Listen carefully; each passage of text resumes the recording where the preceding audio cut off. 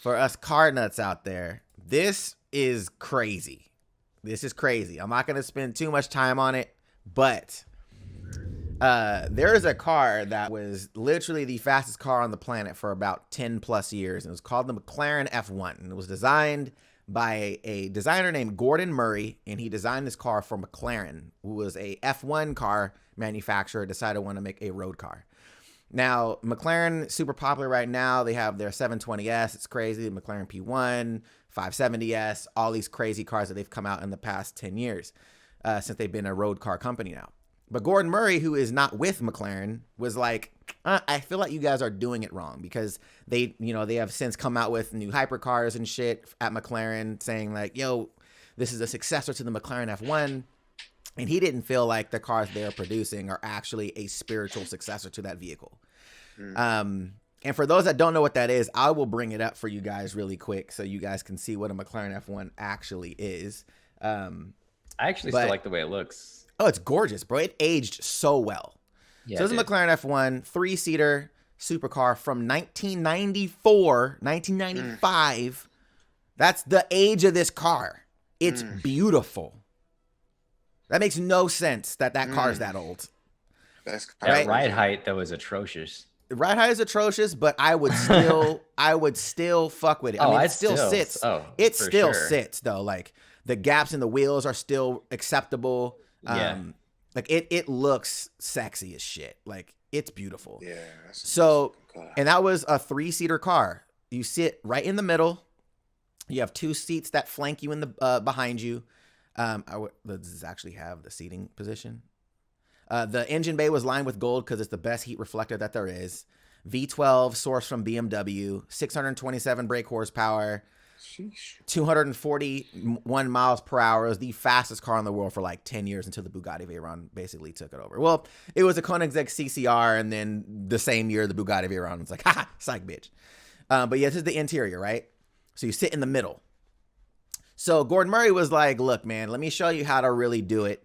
So right now it's been this horsepower race. Everybody's trying to go more horsepower, 1,200 horsepower, 1,600 horsepower. He was like, nah, man, the cars are too fucking heavy. Efficiency. He's like, the cars are too heavy. Y'all need to make the shits lighter. So he's going back to 3 seats, sit in the middle, right? The car is 960 or 980 kilograms. So, wow, bro, super light. That's like Mazda Miata. It's super light. Okay, 720S is McLaren's fastest car right now. This car is scary fast. This car is 1,000 pounds lighter than a McLaren 720S. 1,000 pounds lighter. Has a V12 built by Cosworth with 12,100 RPM. And can jump from idle to its red line in 0.3 of a second. That is stupid fast. Like, whoa, like it's fucking scary how fast of a revving of an engine that is. So it weighs 160 pounds lighter than a Mazda MX-5 Miata. That's insane. And has 690 horsepower in a car that weighs 160 pounds lighter than a Miata. And this is them standing next to the vehicle. They just launched it today as far as what it has. There's a turbine, not a turbine, but a fan in the back, because he was like, look, all these cars that have all these crazy aerodynamic wings and shit like that. We're not trying to make it have crazy downforce. We want it to have natural downforce. So he has a fan in the rear of the vehicle that essentially will turn on, and it actually allows the car to get sucked further down to the ground using the diffuser under the car. So, and it's driven by the powertrain up to a certain point, and then electric motors kick in to power the fan, so it's not pulling power from the engine. Right, there's no draw. This car is fucking crazy. So he's going for the pure driving experience. I think the top speed is going to be around the same as the McLaren F1. He's not trying to make the fastest car in the world, but he just wants to make a new version of what that car was. Right. An so I'm actually really marvel.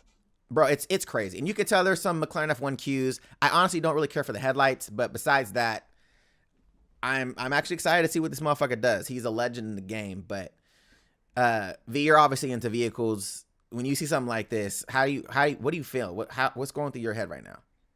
Mainly, when I look at cars of this stature, I look at design, total power output, and then I want to see what its ability is on the track. And those are the things that I care most about, and like the gearing as well. But as long as it's at least rear wheel drive, I'll be happy, preferably at that type of performance, all wheel drive. But I like seeing creative pieces like this come out. Like, I always felt like the Koenigsegg was a creative auto.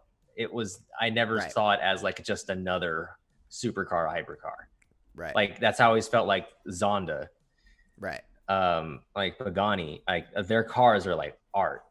So this to me looks like art. Right. This was passion. You don't just make something like that, design something like this if you're not completely in love with what you're doing. True. Look at this shit. Jesus Christ.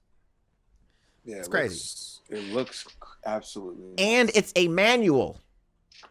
So the standard gearbox, what is like 7 or standard 6? I don't know if it's a 6 or a 7 or if it's a sequential, but it does have 3 pedals, which is awesome. That's fire. So that's this at this point in time. That is not a standard thing. I feel like some supercars, I don't think any current supercar comes in a manual. I know the only supercar manufacturer that makes them still is Porsche, and it's only on certain vehicles. But yeah, it's just pretty fucking. I mean, Tosh, like, you looking at this, obviously you're not a huge car guy, but how does this look to you? We have oh my god, Blunt-tastic is at Blunt, it again, bro. He's at it again. Back at it again with the sub, bro. With the gifted sub, bro. And he gifted it to Stroke Game on the chat. Stroke Game on fleek. Stroke Game on fleek. Where else are you gonna hear stuff like this? Blunt-tastic gifting subs to Stroke Game on fleek. I love it. This is the only place on the internet where you'll find this. That's why he's called Blunt-tastic. Is he a local superhero? Because like Toshi usually drives bigger vehicles, right? Toshi's more like, and Toshi's a bigger guy too. So let's just be very clear. He's not my size. He's next size. So what do you feel about something like this? Gotta take it to the next level. Oh, okay. I mean, I love looking. I love cars and the way they're designed. I think cars are fucking beautiful, especially ones like this. Mm-hmm. You know, obviously when you get into them, you're like, it's a different experience when you get into something like this, a high quality vehicle. Because I've always said, you know, like, oh, the vehicles look too damn small for me to get into. You know what I'm saying? Then you get into them and you sit in that bitch and you're like, oh, this shit is kind of. It's kind of comfortable. It's feeling kind of nice. You know, luxurious. Like, this is kind of, you know, my big ass. Even though it take me like I probably gotta roll out that bitch. Hey, no cap. Everybody has to roll out. That's what I'm saying. You got the way they're made. The way they're made, you gotta like crawl out and roll out that bitch. But you still look dope as fuck. But crawling out of that shit. The shit looks so fire though, and this shit just looks clean as fuck. Like you said, they're making design like the last design from that to this, like this shit right here. Like you said, it's gonna last for a ridiculous amount of years. Like it just looks so far ahead of its time. That shit is fire. Like, I don't know. I fucks with it. And like I said, I personally wouldn't get one of these for like if you get one of these, it's not an everyday car. It's like, for sure. This is the weekend. The weekend I'll take to a track or whatever. Yeah. The stunt. But knowing me, I would drive the fuck You'd drive the fuck out of it. Yeah, some people do, but some people do love to get you know, like you said, I get a Lambo, I'm gonna drive that bitch every day. But I remember when first time I drove a Lambo, I was like, I can't drive this every day. This shit's too fast. Same, bro. Same. This shit's too fast. I thought when I was younger, I would want so many supercars, right? And then I started like actually going like to like tracks. Like here we have like the supercar track where you can just go and test drive and drive stuff. And I was like, that's fun. This would be great to do more often. Like just rent them. But I don't think I would want to own one at this point. I don't think I would rather own different vehicles. But like supercars and hypercars like this, maybe one, maybe one. Maybe one for fun. Yeah, maybe one. But I'm having like 10. I'm just saying, y'all know, like, but I agree with you, because there's a certain cars have certain dynamics when you're driving them on the road. Certain cars are designed to be on the track, and you'll know it when you go over bumps and shit. Like, God damn, this is rough as fuck. Like, there's sometimes you just want to be in comfort. Sometimes you don't want to have, and that's why Porsche is so crazy, because they give you this blend of comfort, daily drivability, and stupid speed. Yeah. And then you have things like Lamborghini, where they're loud, obnoxious. Turn them on, wah, wah, wah, wah, wah, like they're theater. Then you have things like Ferrari that they're very passionate, and then you have things like Audi, where it's like, hey, we're gonna drip you. You're gonna feel like you're comfortable. You're gonna have a nice soundtrack, but it's comfortable as fuck, right? So there's different types, and you have like the luxury brands like Bugatti, or you know what I'm saying, or Rolls Royce or Bentley, where you're like, oh shit, I got power, but I'm quiet in this bitch. Like, it's silent in this motherfucker. Like, different experiences for sure. But yeah, because Tosh, did you drive the Lambo when Butter had it? Oh yeah. How did it? So how did it feel? Because I mean, this shit is fire. Like, you know, you obviously, when you get in it, you lower that bitch. Right. So you sit a little lower and shit, and you can feel the pressure on your chest when you put the pedal to the metal. It's crazy. And then the handling, it's lit. Like, you know, there's a lag time on most cars. Normal cars got a little lag time. You start turning and the car kind of veers with you.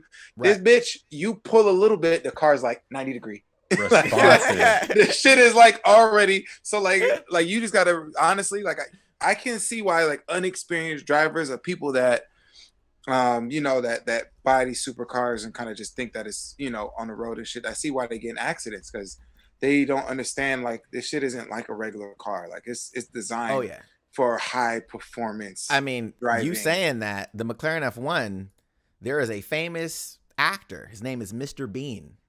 You guys know, you've seen him. You remember Mr. Bean. He crashed 2 of McLaren F1s. Wait, really? Wow. Oh my God. 2 of them. Mr. Bean. But Mr. Bean, like, long money though. But I mean that car when it first came out was crazy, like almost $1 million in '94. But I can see though. But I mean, like I said, I can see, because the way the handling is, it's so precise. Yeah. I hit corners, it was so accurate. I was like, holy shit.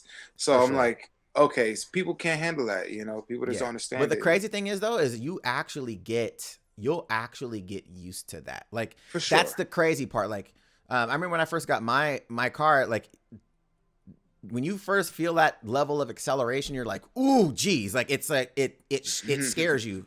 You're like, fuck, whoa, chill. What the fuck? Like, time out. But then you get addicted to it, and then it becomes normal. You don't feel it anymore. So you'll have somebody in the car and you'll accelerate and you'll see them go, like, I'm just like, oh, my bad. Like, because I don't feel it anymore. So I'm like, oh shit, my fault. Like, they're like, oh fuck. So funny, but you forget.